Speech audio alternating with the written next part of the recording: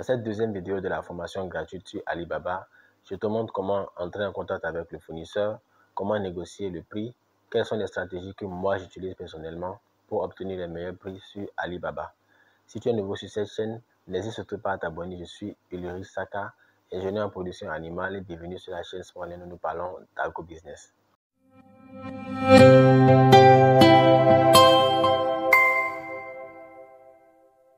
Alors, soyez les bienvenus dans cette nouvelle vidéo où nous allons continuer avec notre formation gratuite sur Alibaba. Alors, vu que nous avons déjà choisi notre produit et que notre fournisseur est fiable, nous allons pouvoir discuter avec notre fournisseur. Pour ce faire, nous allons cliquer sur discuter en ligne. Donc là, on voit le nom du fournisseur, Likizao. Vous allez voir que juste en bas, il y a le produit que l'on veut commander et un bouton qui est mentionné ici, envoyer. On va envoyer ça comme ça. Donc, si le fournisseur lit votre message, il y a une petite mention qui s'affiche ici où c'est écrit le. Maintenant, il y a des fournisseurs qui ont des chatbots automatiques qui vont vous permettre de pouvoir demander certaines informations de base telles que le prix, les moyens de livraison, le genre d'emballage que vous voulez. Voilà, donc ça, on va pas discuter avec le chatbot. On va attendre que le fournisseur nous réponde. Il faut savoir qu'on a un décalage de 7 heures pour ceux qui sont au Bénin. Lorsqu'il est 0 ici, sachez qu'il est 7 heures là-bas. Donc, j'ai attendu qu'il soit 1h26 pour pouvoir me rassurer en fait qu'il est 8 heures là-bas. Là, on a plus de chances d'avoir des résultats rapides. Donc là, je lui ai envoyé le produit que je veux et je vais lui écrire. Sur Alibaba, nous avons la possibilité soit d'écrire en anglais directement pour ceux qui parlent anglais. Pour ceux qui ne parlent pas anglais, vous allez pouvoir utiliser la traduction. Donc, pour utiliser la fonction de traduction, vous allez cliquer ici, là. Vous voyez là où c'est marqué FR. FRZH, ça veut dire le français en chinois. Donc, on va cliquer sur cette icône-là et on va pouvoir modifier. Sur Alibaba, c'est l'anglais qu'on utilise. Donc, on va choisir français, qui est la langue dans laquelle on va écrire notre message, et anglais, qui est la langue dans laquelle on veut que le message soit traduit. Et on clique sur terminer. Vous voyez là, et ça a changé, l'icône a changé de FRZN et c'est passé à FREN. Donc, ce que nous allons faire, nous allons saluer le fournisseur et lui demander le dernier prix pour le produit qu'on lui a envoyé. Donc là, je vais dire bonjour. J'espère. Donc, si vous remarquez bien, la traduction se fait automatiquement au-dessus. Donc, vous n'avez pas besoin d'aller sur Google Traduction pour copier-coller à chaque fois. Bonjour, j'espère que vous allez bien. Je voudrais connaître le dernier prix pour cet article. Comme je l'avais dit, il est important, obligatoire même, de toujours essayer de négocier le prix sur Alibaba auprès des fournisseurs parce que c'est possible de le faire. Beaucoup vont vous faire des réductions. Certains non, ça va dépendre vraiment de la possibilité d'en faire ou pas. Donc, quand j'envoie le message, ça, j'ai la partie en français qui est là et j'ai la partie en anglais qui est là. Donc, quand le fournisseur viendra, il verra les deux messages et vu qu'il sait qu'on a utilisé une fonction, la traduction, il va lire le message qui est là. Donc, vu que c'est une vidéo YouTube et que je ne vais pas attendre très longtemps pour pouvoir... je ne vais pas attendre longtemps le fournisseur. Je vais vous montrer un exemple de discussion que j'ai déjà eu à mener avec un autre fournisseur pour la même mangeoire. Donc, alors, comme vous pouvez le voir, j'ai déjà eu à discuter de cette mangeoire-là avec un fournisseur en Chine. Donc là, c'est un fournisseur avec qui j'ai l'habitude de demander des prix et de faire certaines commandes. Donc, je lui ai demandé si elle avait cette mangeoire-là. Et elle m'a répondu oui. Elle m'a envoyé. C'est vrai que son prix est légèrement plus élevé, mais ça se traduit par, ça se justifie plutôt par la taille de ce que j'avais demandé. Donc, là, en fait, elle m'envoie les différentes tailles possibles et les MOC. MOC, c'est en anglais, ça veut dire la quantité minimale à commander. Donc, elle dit Here is rabbit feeder price list. Donc, elle me dit voici la liste des mangeoires, la liste des prix de cette mangeoire-là en fonction en fait de la taille. Il y a de 12 cm, 15 cm, 20 cm et de 25 cm. Donc, moi, je lui ai demandé la taille que je veux. Bon, généralement, vous allez essayer d'estimer en fonction de votre besoin ce dont vous avez besoin. Il y a des produits qui vont nécessiter des dimensions spéciales. Certains non ont des dimensions standards. À vous de voir. Donc, je lui ai demandé un truc de 15 cm. C'est largement suffisant pour des mangeoires pour lapin. Donc, elle m'a demandé How many do you need? Donc, de combien j'en ai besoin? Je lui ai répondu plus tard que je voulais 10. Quand on écrit 10 pics là, ça veut dire 10 unités. Donc, je lui ai dit que je voulais 10 unités de 15 cm. J'avais également demandé cette mangeoire bleue là. Donc, je vais 5 unités. Donc, j'ai négocié le prix, puisque lorsque j'avais lu le prix ici, malheureusement c'est en francs CFA, ça n'atteignait pas les 200, c'était autour de ce prix-là. Quelqu'un m'a envoyé. Donc je lui ai dit, make me for 0,35 $. Donc, elle m'a répondu, sorry, can't. C'est-à-dire qu'elle ne peut pas le faire à ce prix. Maintenant, on va continuer les échanges. Elle me dit, pour 15 cm, le prix unitaire est de 0,65 $. Donc, c'est largement au-dessus de ce que moi, je lui proposais. Donc, elle m'a également dit que le coût de livraison pour l'entrepôt de mon transitaire à Guangzhou, c'est à 4 $ pour les 10 unités, plus les 25 unités là, de cette mangeoire que j'avais demandé. Donc, on va voir ce que je lui ai répondu. Je suis encore revenu et j'ai dit, fais-le-moi à 0,4 $. Que c'était juste pour tester. Et elle m'a dit non, qu'elle ne pouvait pas. Sorry, Kent. Je suis encore revenu 0,5 est ma dernière proposition. Et elle dit, par question, que le dernier prix pour 10 unités, c'est le prix qu'elle m'avait donné là, 0,65 $. Là, en fait, quand le fournisseur est vraiment catégorique sur ces prix-là, il faut comprendre qu'il ne va pas diminuer. Si il a le produit que vous voulez réellement et que il a les caractéristiques que vous avez souhaité, alors continuez avec ce fournisseur. Et si vous voyez que vous avez la possibilité de chercher encore et de trouver votre fournisseur qui puisse vous gérer ça facilement, vous pouvez voir dans la liste des fournisseurs en fonction des critères qu'on a définis, choisir un qui a un meilleur prix et pouvoir faire affaire avec lui. Donc là, j'ai été obligé en fait d'accepter son prix qui est de 0,65 $ par unité pour la mangeoire rouge dont on fait les négociations depuis, on faisait les négociations depuis quelques jours. Je lui ai dit OK. Elle me dit, so, can you accept? C'est-à-dire, est-ce que tu acceptes mon prix? J'ai dit oui, j'accepte. Mais qu'elle va me faire les frais de livraison à 2 $. J'ai dit, c'est ici, but make me shipping cost for 2 $. Donc, elle m'a dit, cher, la compagnie de livraison prend ça, le fera à 4 $. Il faut savoir que lorsque eux on fait le paiement, on commande le produit chez eux, ce n'est pas à eux en fait d'aller faire la livraison. Il y a des sociétés, voilà, des entreprises qui se chargent de tout ce qui est livraison. Donc, ils contactent ces sociétés-là qui ont des agents livreurs qui vont prendre ces colis-là et livrer ça à l'entrepôt de votre transitaire. Donc, le prix de livraison ne dépend pas totalement d'elle, mais ils ont la possibilité de- d'agir légèrement sur ça. Donc, même le prix de transport, il faut penser vraiment à le négocier.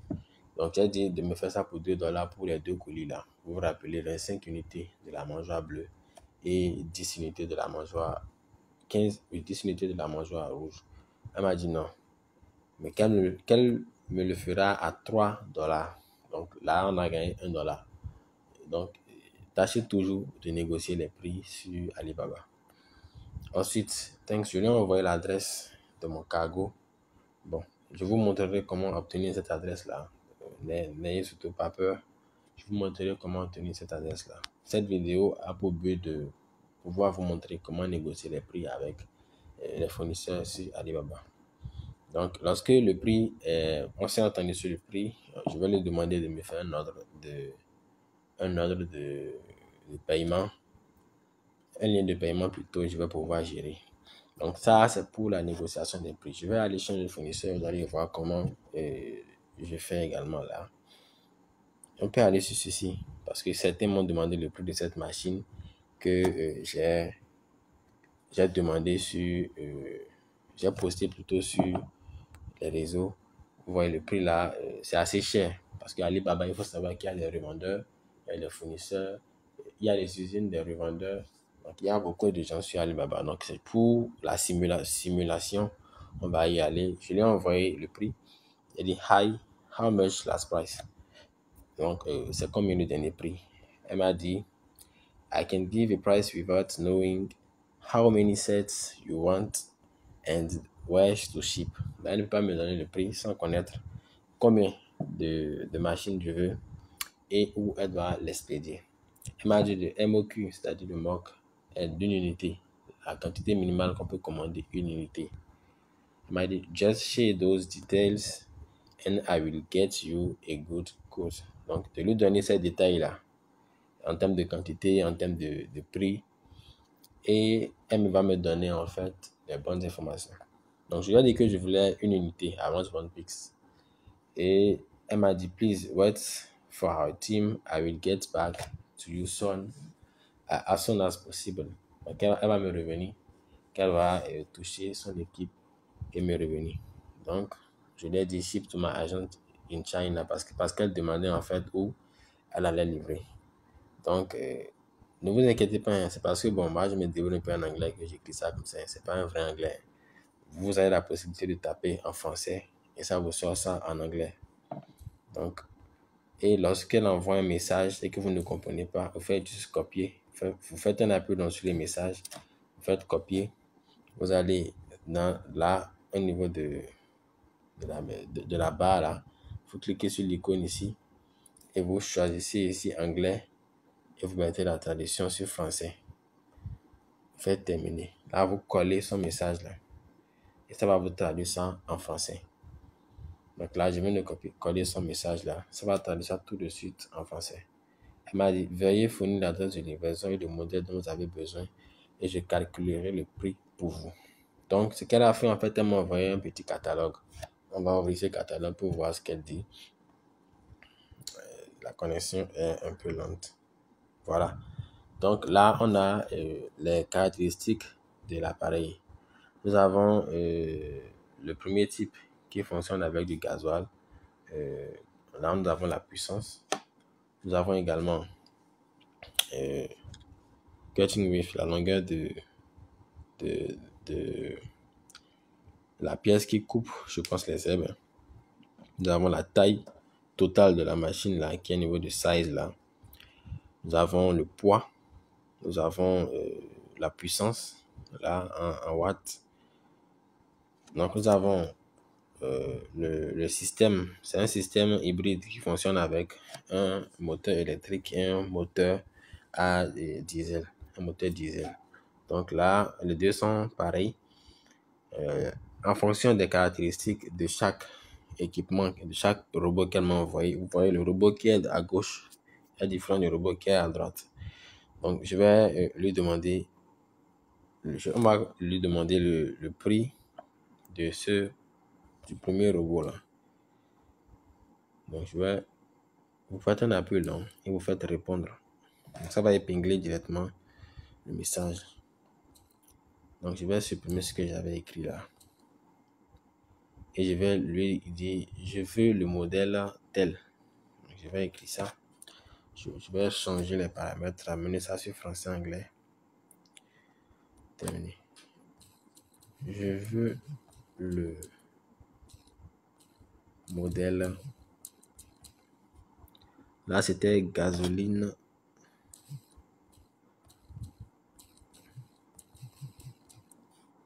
Je vais voir. Gasoline Lonsine 224. Lonsine 224. Donc, je veux qu'on ait avec ce fournisseur parce qu'elle est en ligne et qu'elle répond un peu rapidement. Donc, je lui envoie le nom du modèle que je voulais. Je vais lui envoyer mon adresse là, qui était disponible là, tout de suite. Je vous montrerai comment obtenir cette adresse là. Ne vous inquiétez pas. Donc, je cherche rapidement le fournisseur avec qui j'avais géré ça. Ok.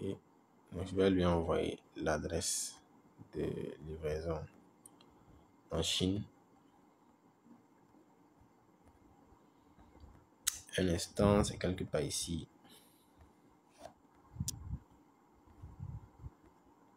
Voilà. Je vais copier et lui envoyer ça plus haut. Elle n'a pas encore lu. Vous avez la possibilité également de les harceler. Il y a une icône ici là où c'est marqué portable là. Vous pouvez appeler au cas où elle ne répond pas vite. Autoriser. Bien sûr, il faut parler en anglais. Moi, je ne parlerai pas du tout. C'est juste pour qu'elle puisse se connecter. Donc, elle a refusé l'appel, mais elle s'est connectée. Donc, c'est un moyen également aussi de les faire réagir rapidement, quoi. Donc, je lui envoie les informations qu'elle a demandées. Je vais lui demander combien pour le tout. C'est-à-dire les frais de livraison et les frais d'achat de l'équipement. Je vais changer là, c'est français-anglais terminé.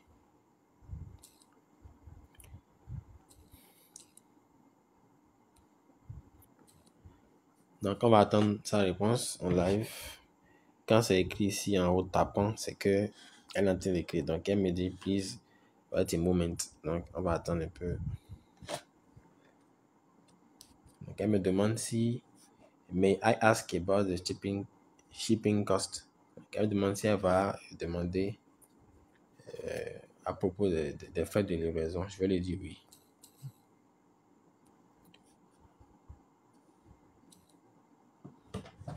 Donc, elle va non seulement me revenir par rapport au prix du modèle que j'ai choisi, mais également par rapport au prix des frais de livraison. Donc, je vais arrêter un peu la vidéo et je vais discuter avec elle. Et je vais vous expliquer comment l'échange a abouti. Nous le voilà avec notre fournisseuse. Donc là, j'ai déjà eu à choisir, comme je l'avais dit. Je vais vous montrer là où ça a abouti. Donc là, j'avais choisi le premier modèle. Voilà. Elle m'a également demandé de lui fournir l'adresse de livraison. Le modèle, si vous vous souvenez. Donc là, j'ai envoyé le modèle et l'adresse de livraison de mon transitaire. Donc je lui ai demandé combien pour le tout. Elle m'a dit de patienter un moment. Elle m'a également demandé si elle pouvait se renseigner par rapport au coût de livraison inclus au coût de la machine. Elle m'a dit que ça faisait 1585 dollars. Donc, si je dois calculer avec, ça me fait 896 095 francs actuellement, avec les frais de livraison tout inclus. Donc, je lui ai dit, que combien vaut la machine, elle seule. Et je lui ai demandé de me faire une réduction. Il a écrit ça, elle a fait une réduction. Elle m'a dit, la machine coûte 1500 dollars et les frais de livraison sont de 85 dollars. Et que c'était le prix réduit pour moi. C'était le dernier prix, quoi. Moi, j'ai dit non, hein. J'ai fait comme avec les babas là. J'ai cassé le prix. J'ai dit non, que je vais payer la machine à $1000. Donc, ça fait quelque chose de $1000, ça fait 565 000 actuellement. Donc, je lui ai demandé ça. Elle n'a pas bien compris. Elle a dit, elle a cru que j'avais déjà payé la machine en fait ailleurs à $1000. Et elle me demande est-ce que ces paramètres sont les mêmes que les leurs. Elle m'a encore renvoyé les caractéristiques là. J'ai dit oui, que c'est la même chose. J'ai voulu faire un peu le malin. Et je lui ai dit oui. Elle dit ok, qu'elle peut me donner la machine, me vendre ça à $1400. Vous voyez là, on a déjà réduit $100 sur les $1600. Ce n'est pas fini. Elle dit qu'ils ne peuvent pas vendre la machine à $1000. J'ai dit, moi, je vais payer $1100. J'ai augmenté de $100. Elle a dit non. J'ai dit, ok. Elle dit que c'est trop bas. Et je l'ai appelée. Elle a raccroché qu'elle ne peut pas décrocher maintenant. Et elle me précise, we can provide you with some additional accessories for the machine. Donc, elle peut fournir ça, la machine, là, si j'achète à son prix, avec quelques accessoires additionnels. Je lui avais demandé quel accessoire. Elle a dit blade, la lame et blade and pin. Lame et pin, j'ai oublié c'est quoi. Donc, j'ai fait un peu mon ataraku. Vous savez, quand vous discutez avec les fournisseurs en Chine, il faut leur montrer que vous êtes quelqu'un d'important, que vous avez une entreprise. Ils vous prennent plus au sérieux.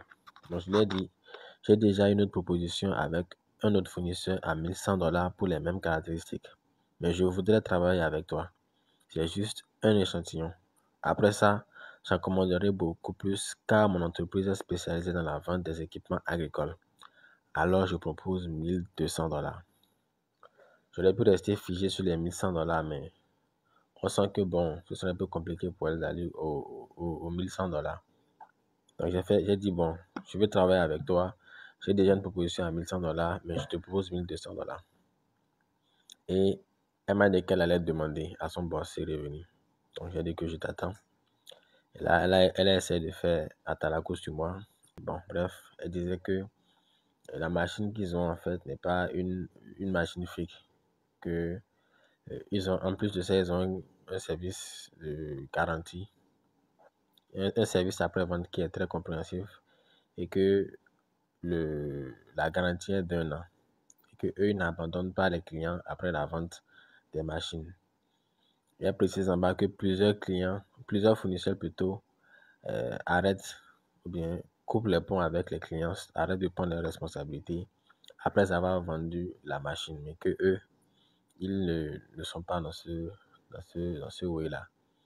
Donc, elle fera de son mieux pour m'appliquer le meilleur prix possible et que j'ai déjà compris, je t'attends. Et je lui ai demandé à combien me fera la machine finalement. Elle dit, I have already applied with the boss. Donc, elle est avec son boss, elle discute.